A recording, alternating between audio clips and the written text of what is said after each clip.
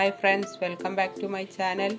ഇന്ന് വന്നിട്ടുള്ള പലരും എന്നോട് റിക്വസ്റ്റ് ചെയ്തൊരു വീഡിയോ ആയിട്ടാണ് എങ്ങനെ ഒരു കേക്ക് ഹാർഡാവാതെ ബേക്ക് ചെയ്യാം എന്നുള്ളൊരു വീഡിയോ ആയിട്ടാണ് വന്നിട്ടുള്ളത്. അപ്പോൾ എല്ലാവരും ഇതുപോലെ ഒന്ന് ട്രൈ ചെയ്ത് നോക്കൂ.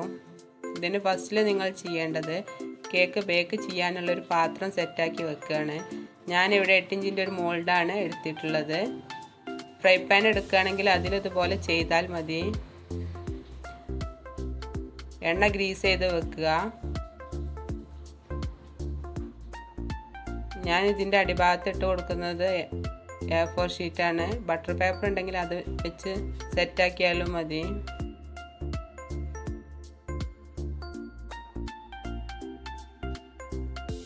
പിന്നെ അതിൻ്റെ അരിക്ക് ഭാഗത്ത് 2 പീസ് എടുത്തിട്ട് റൗണ്ട് ചെയ്ത് വെക്കുക.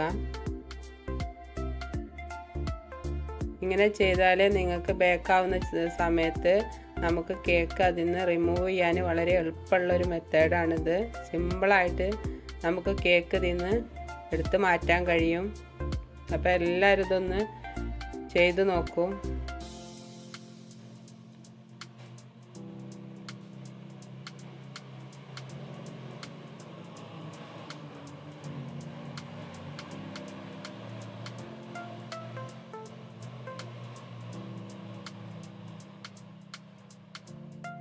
ഇതാണ് നമ്മൾ ഫസ്റ്റിൽ ചെയ്യേണ്ടത്. പിന്നെ നമുക്ക് ഇതിലേക്കുള്ള ഡ്രൈ ഇൻഗ്രീഡിയൻസ് എടുക്കാം. 1 kgൻ്റെ കേക്കിൻ്റെ ബാറ്ററാണ്. അപ്പം നമുക്ക് വേണ്ടത് 1 കപ്പാണ്. ഇത് ഞാൻ 3/4 കപ്പ് മൈദയും 1/4 കപ്പ് കൊക്കോ പൗഡറും ചേർത്തിട്ട് 1 കപ്പ് ആക്കുകയാണ്. മെഷർമെൻറ്റ് ഒരിക്കലും തെറ്റിപ്പോവരുത്. ഇനി ഇത് ലെവൽ ചെയ്തെടുക്കുക. അപ്പം ലെവൽ ചെയ്താൽ കുറവ് തോന്നുകയെന്നുണ്ടെങ്കിൽ നിങ്ങൾക്ക് മൈദപ്പൊടി ചേർത്തിട്ട് ലെവൽ ചെയ്തെടുക്കുക. കൊക്കോ പൗഡറും മൈദപ്പൊടിയും കൂടി 1 കപ്പാക്കി എടുക്കുക. മെഷർമെൻറ്റ് ഒരിക്കലും തെറ്റിപ്പോവരുത്. ഇനി ഇത് നമുക്ക് തരിച്ചെടുക്കാം. പിന്നെ ഇതിലേക്ക് വേണ്ടത് 1 ടീസ്പൂൺ ബേക്കിംഗ് പൗഡറാണ്. സോഡാപ്പൊടി ഞാൻ ചേർക്കുന്നില്ല. അതിന് ഞാൻ ഉപ്പാണ് ചേർത്ത് കൊടുക്കുന്നത്. നമ്മുടെ ഷുഗർ മെയിൻറ്റെയിൻ ചെയ്യാൻ വേണ്ടിയിട്ട് ഉപ്പാണ് ഞാൻ ചേർത്ത് കൊടുക്കുന്നത്.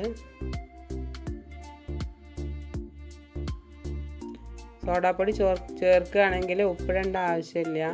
ഇത് നന്നായിട്ട് 3 വട്ടം തരിച്ചെടുക്കുക. 3 വട്ടം തരിച്ചെടുക്കുന്നത് നന്നായി മിക്സ് ചെയ്യാൻ വേണ്ടിയിട്ടാണ്.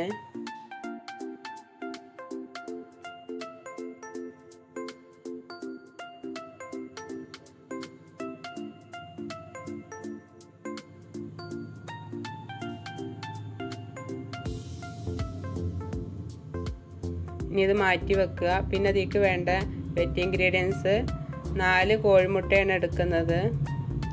എപ്പോഴും നിങ്ങൾ എടുക്കുമ്പോൾ റൂം ടെമ്പറേച്ചറിലുള്ള കോഴിമുട്ടയും പാലും എടുക്കാൻ നോക്കുക.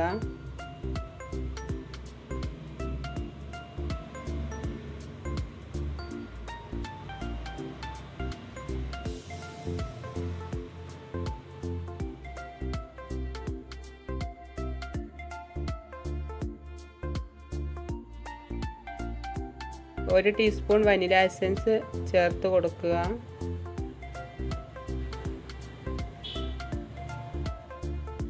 നമുക്ക് നന്നായി ബീറ്റ് ചെയ്യാം.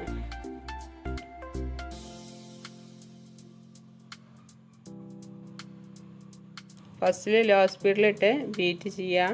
അതിന് ശേഷം ഹൈ സ്പീഡിൽ ഇട്ട് കൊടുക്കാം.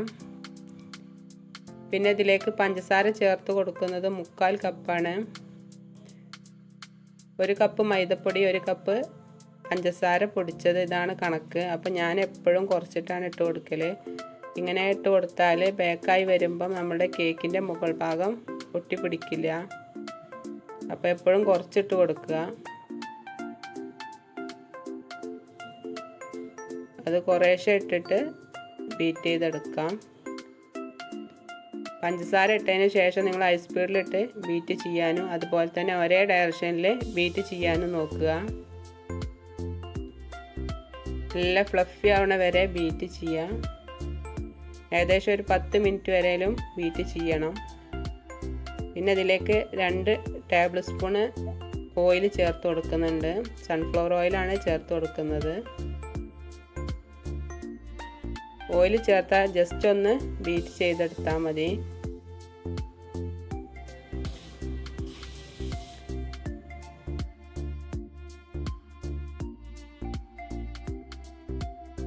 ഇനി ഇതിലേക്ക് ചേർക്കുന്നത് 1/4 കപ്പ് പാലാണ്. ഇതിൽ ഇൻസ്റ്റൻറ്റിൻ്റെ കോഫി പൗഡർ ചേർത്ത് മിക്സ് ചെയ്ത് വെച്ചതാണ്.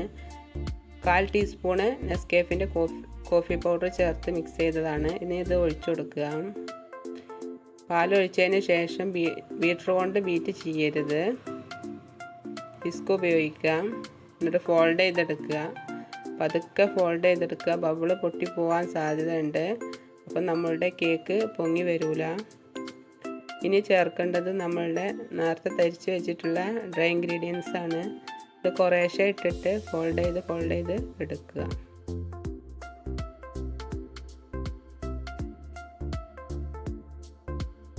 ഒന്നായിട്ട് ഇട്ട് കൊടുത്താൽ കട്ട പിടിക്കും.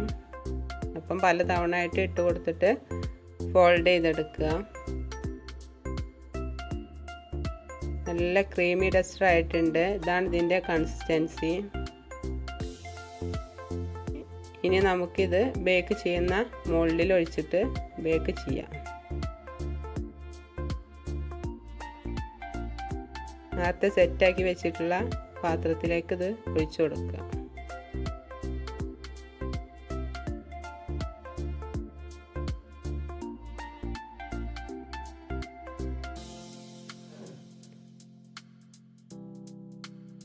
ഇനി നന്നായിട്ടത് 2-3 തവണ നമുക്കിത് ടാപ്പ് ചെയ്യാം. പിന്നെ ടൂത്ത് പിക്ക് കൊണ്ട് നമുക്കിതുപോലെ ചെയ്താൽ ഹെയർ ബബിൾ പൊട്ടിപ്പോവും. അതിന് വേണ്ടിയിട്ടാണ് ഇങ്ങനെ ചെയ്യുന്നത്. ഒന്ന് റൗണ്ട് ചെയ്തെടുക്കുക. ഞാനിത് സ്റ്റൗ ടോപ്പറിൽ വെച്ചിട്ടാണ് ബേക്ക് ചെയ്യുന്നത്. ഇതിന് ഫസ്റ്റിൽ ഗ്യാസിൻ്റെ മുകളിൽ ഒരു ചട്ടി വെച്ചിട്ട് നല്ല ഹൈ സ്പീഡിൽ ഇട്ടിട്ട് ചൂടാക്കാൻ വെച്ചിരുന്നു. അതിൻ്റെ മുകളിൽ ഒരു ചെമ്പട്ടി വെച്ചിരുന്നു. അതിലേക്കാണിത് ഇറക്കി വെച്ച് കൊടുക്കുന്നത്. ഇത് അടഞ്ഞിരിക്കുന്ന രൂപത്തിൽ ഒരു പാത്രം വെച്ച് ഒരു വെയിറ്റ് ഇടാം. അതിൻ്റെ മുകളിൽ നമുക്കൊരു വെയിറ്റ് കയറ്റി വെക്കാം. ഇഷ്ടിക ഇതുപോലെ നമ്മൾ ഓരോ വെച്ചിട്ട് ഇത് എടുക്കാം. അങ്ങനെ ഒരു 30-35 മിനിറ്റ് വരെ നമുക്ക് ബേക്കായതിന് ശേഷം തുറന്ന് നോക്കുക. ടൂത്ത് പിക്ക് കൊണ്ട് കുത്തി നോക്കുക. വെന്തിട്ടില്ലെങ്കിൽ പിന്നെ ഒരിക്കലും അടച്ച് വെക്കരുത്. തുറന്ന് വെച്ച് വേവിക്കുക. അത് റെഡി ആയിട്ടുണ്ട്. നല്ല സോഫ്റ്റ് ആയിട്ടുള്ള പഞ്ഞി പോലത്തെ ഒരു സ്പോഞ്ചാണ് നമുക്ക് കിട്ടിയിട്ടുള്ളത്. ഇത് കയ്യിലൊന്നും ഒട്ടിപ്പിടിക്കണില്ല. നല്ല സോഫ്റ്റാണ്. നല്ല പൊങ്ങി വന്നിട്ടുണ്ട്. കണ്ടാൽ നിങ്ങൾക്ക് തന്നെ മനസ്സിലാവും. ഇതാണ് നമ്മൾ ബ്ലാക്ക് ഫോറസ്റ്റിനും ചോക്ലേറ്റ് കേക്കിനും ഇടുന്ന സ്പോഞ്ച്. എല്ലാവരും ഇത് ട്രൈ ചെയ്ത് നോക്കുക. നിങ്ങൾക്ക് കണ്ടാൽ തന്നെ മനസ്സിലാവും. നല്ല സോഫ്റ്റാണ്. അപ്പം ഞങ്ങളുടെ വീഡിയോ ഇഷ്ടമായാൽ ലൈക്ക് ചെയ്യുക, കമൻറ്റ് ചെയ്യുക, സബ്സ്ക്രൈബ് ചെയ്യുക. ആ തൊട്ടടുത്ത് കാണുന്ന ബെൽ ബട്ടൺ അമർത്തി ഓൾ എന്ന ഓപ്ഷനിൽ ക്ലിക്ക് ചെയ്താൽ ഞാൻ വിടുന്ന വീഡിയോ നോട്ടിഫിക്കേഷനായിട്ട് യൂട്യൂബിൽ പോവാതെ നിങ്ങൾക്ക് നേരിട്ട് കിട്ടും. അപ്പോൾ പുതിയ വീഡിയോ ആയിട്ട് വരാം. Thanks for watching.